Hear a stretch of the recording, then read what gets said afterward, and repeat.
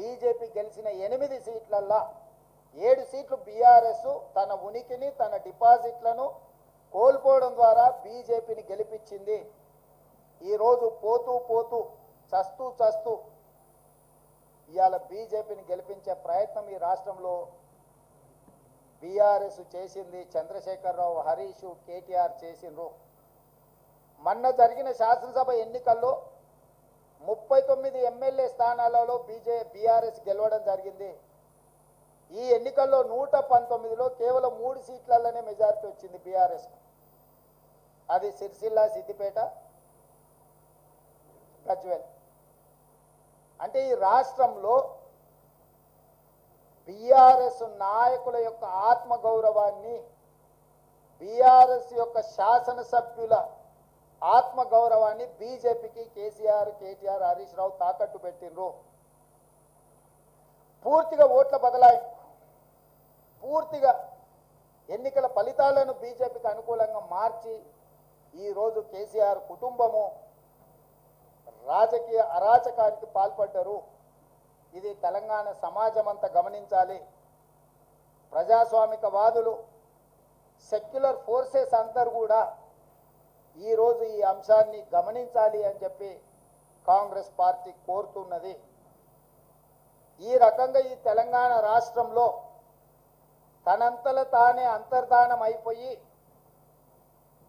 ఈరోజు బీజేపీని గెలిపించడానికి చంద్రశేఖరరావు గారు ఒక దురాగతానికి పూనుకున్నాడు అని అంటే ఈరోజు మనం అర్థం చేసుకోవాలి. కేటీఆర్ గారు నిన్న అంటున్నారు ఫినెక్స్ లాగా మనం ఇప్పుడు బూడిదైన నాయన మళ్ళీ పుట్టేది ఏం లేదు, ఇక బూడిదే మీకు మిగిలింది. ఆ బూడిద తీసుకెళ్ళి మీ బావకు మీ నాయనకి ఇద్దరికి బుయ్యి ముఖానికి సరిపోతుంది, గాడికి మీ కథ సుఖాంతం అయిపోతుంది. చరిత్రలో ఆ పార్టీ పుట్టినప్పటి నుంచి ఈ రోజు వరకు పార్లమెంటులో ప్రాతినిధ్యం లేకుండా ఉన్నది ఇది మొదటిసారి. ఇంత అచేతనావస్థలో ఇంత దుర్భరమైన పరిస్థితి బీఆర్ఎస్కు దాపురించిందంటే చంద్రశేఖరరావు గారి నాయకత్వము, కేసీఆర్ కుటుంబాన్ని ఏ రకంగా తెలంగాణ సమాజం గమనిస్తుందో వాళ్ళిద్దరు ఆలోచన చెయ్యాలి.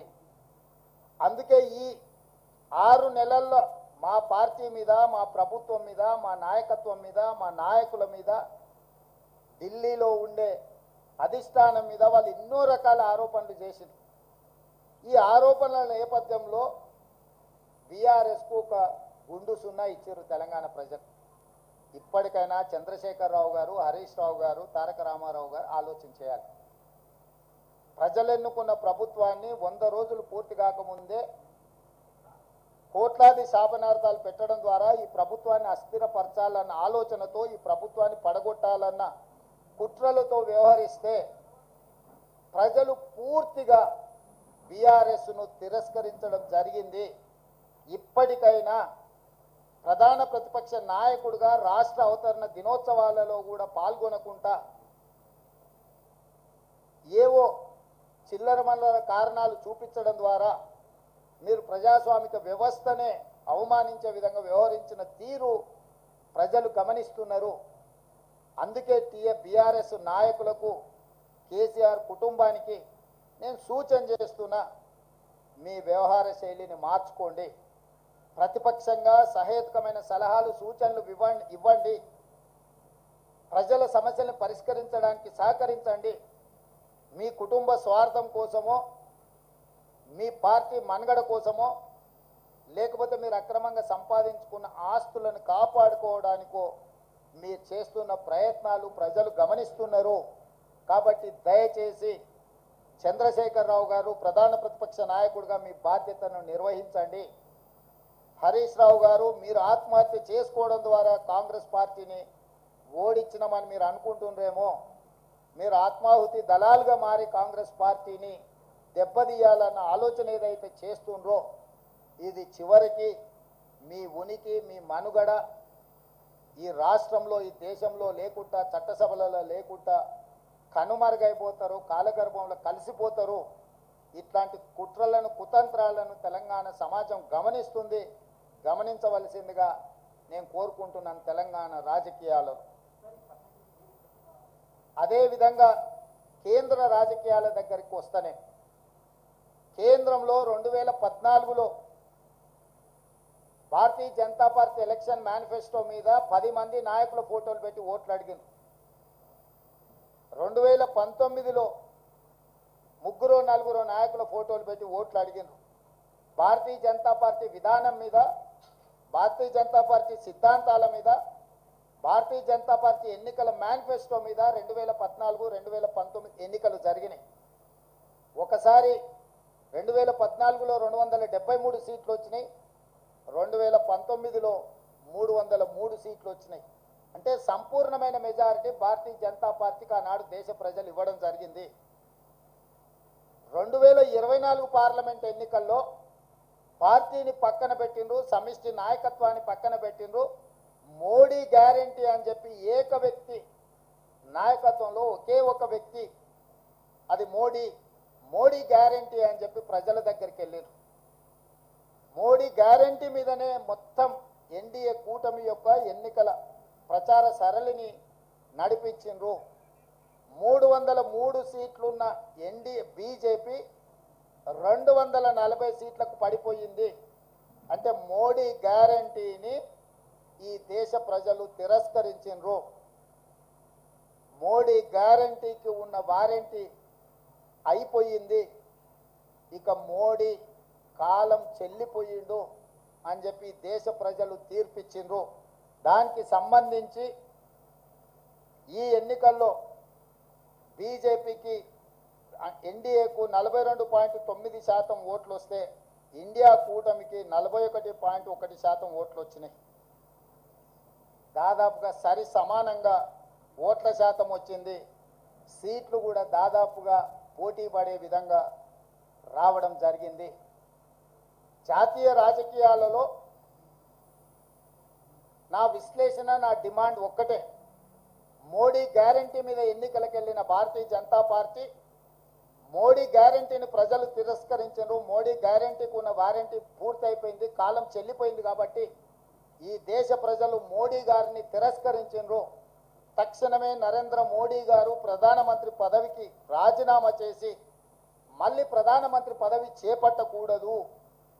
ఎందుకంటే ఆయన నాయకత్వాన్ని ఆయనను చూపించే ఓట్లు అడిగినరు. ప్రజలు ఆయన నాయకత్వాన్ని, ఆయన గ్యారెంటీని తిరస్కరించారు. కాబట్టి 140 కోట్ల ప్రజల యొక్క తిరస్కారానికి లోనైన నరేంద్ర మోడీ ప్రధానమంత్రి పదవి చేపట్టకూడదు. ఇది 4 కోట్ల తెలంగాణ ప్రజల తరఫున కాంగ్రెస్ పార్టీ నాయకుడిగా నేను డిమాండ్ చేస్తున్నా. సరే, ఎన్డీఏ కూటమిలో ఇంకెవరైతారు? ఎన్డీఏ కూటమికి మెజారిటీ వచ్చినప్పుడు వాళ్ళు ఏం నిర్ణయాలు తీసుకుంటారు పక్కన పెడితే, మోడీ గ్యారెంటీ మీద ఏక వ్యక్తి చూపించి మీరు ఓట్లు ప్రజల దగ్గరికి వెళ్తే ఆ ఏక వ్యక్తిని ప్రజలు తిరస్కరించారు. కాబట్టి భారతీయ జనతా పార్టీ నరేంద్ర మోడీ గారిని రాజీనామా అడగాలి, రాజీనామా చేయించాలి. నరేంద్ర మోడీ గారు హుందాగా, విలువలు కలిగిన రాజకీయ నాయకుడిగా, సమాజానికి ఆదర్శంగా నిలబడే వ్యక్తిగా ప్రధానమంత్రిగా రాజీనామా చేసి హుందాగా వారు తప్పుకుంటే వారికి గౌరవం ఉంటుంది.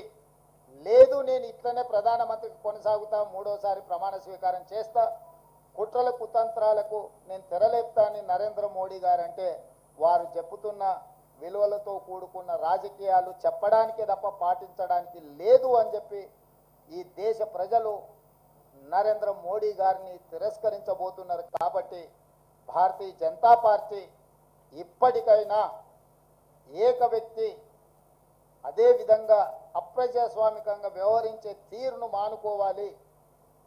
ప్రజలిచ్చిన తీర్పును భారతీయ జనతా పార్టీ గౌరవించాలి అని చెప్పి కాంగ్రెస్ పార్టీ డిమాండ్ చేస్తుంది.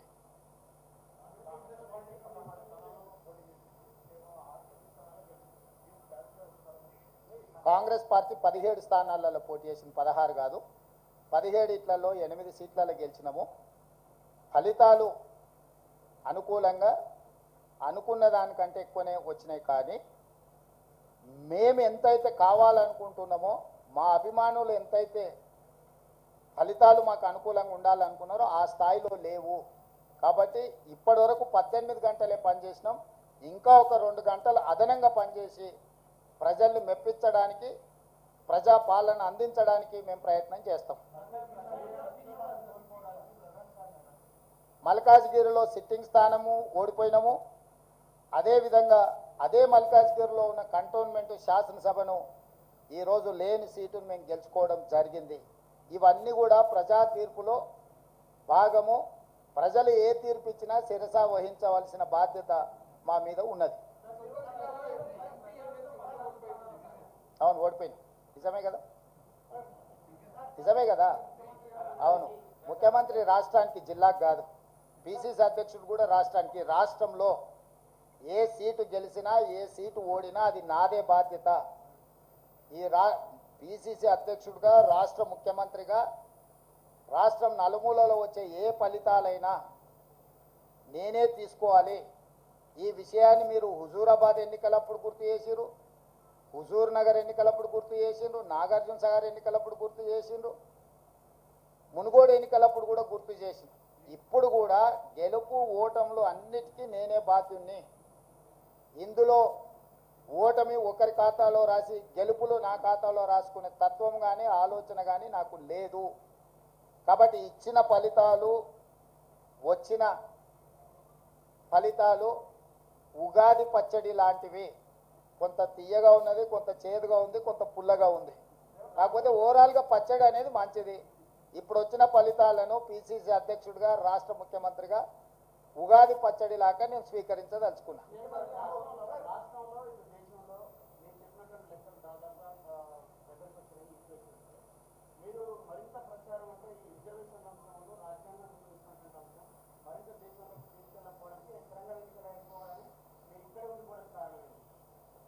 మీరే అంటారు కదనే, పరిపాలన వదిలేసి ఇతర రాష్ట్రాలు తిరగబోతున్నాడని. వెళ్తే మీకు ఒక బాధ, ఉంటే ఇంకొక బాధ. కాబట్టి నేను రాష్ట్రానికి పరిమితమైన నాయకుడిని. నేను పిసిసి అధ్యక్షుడిని, నేను ముఖ్యమంత్రిని. ఎన్నికల అధ్యక్షుడిగా ఎన్నికలు ఇక్కడనే నిర్వహించిన, ముఖ్యమంత్రిగా నేను ఇక్కడనే ఉండి పరిపాలనను గాడిలో పెట్టే ప్రయత్నం చేసిన. వర్షానికి తడిచిపోయిన ఒడ్లు కొనుగోలు కావచ్చు, లేకపోతే మొలకెత్తిన ఒడ్లను కొనుగోలు విషయంలో కావచ్చు, విత్తనాల విషయంలో కావచ్చు, విద్యుత్ విషయంలో కావచ్చు, అకాల వర్షాలను ఎదుర్కోవడం విషయంలో కావచ్చు, రైతు రుణమాఫీకి సంబంధించిన అంశాలను సమీక్షించడంలో కావచ్చు, రాష్ట్ర ప్రజల యొక్క సమస్యలు పరిష్కరించడమే నా మొదటి ప్రాధాన్యత. నా బాధ్యత రాష్ట్రానికి పరిమితం. రాష్ట్రంలో ఉండే సమస్యలు పరిష్కరించడం, రాష్ట్రంలో ఒక మంచి పరిపాలన అందించడమే నా బాధ్యత అనుకొని ఇక్కడికే పరిమితమైన